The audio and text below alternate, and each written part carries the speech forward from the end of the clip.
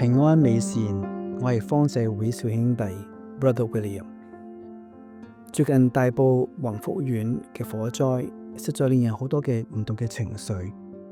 不論我哋係咪大埔嘅居民，或者有冇認識災民，我哋都會感到唔同程度嘅震驚、憤怒、悲哀、傷心、難過，甚至乎困惑。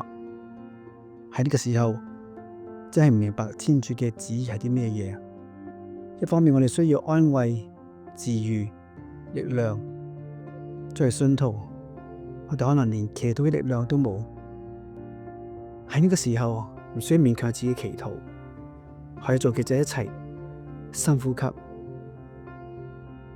喺混亂嘅時間，最少我哋可以去返我哋自己嘅身體，而呼吸就可以幫助我哋安穩於喺此時此刻。當我哋呼吸嘅時候，可以聯繫返天主聖父創造我哋，佢喺我哋裏面所吹嘅嗰一口氣。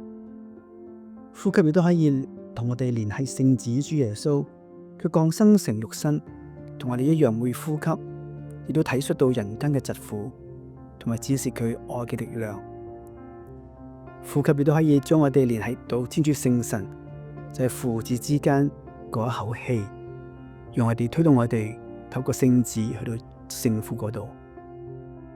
當然喺呢個時候，我哋能夠保持安穩。既然會有說話可以表達我哋內在複雜嘅悲哀、憤怒、困惑，我哋能夠做嘅就係繼續呼吸，讓我哋最少可以向上望，望住主耶穌。祝願各位平安美善。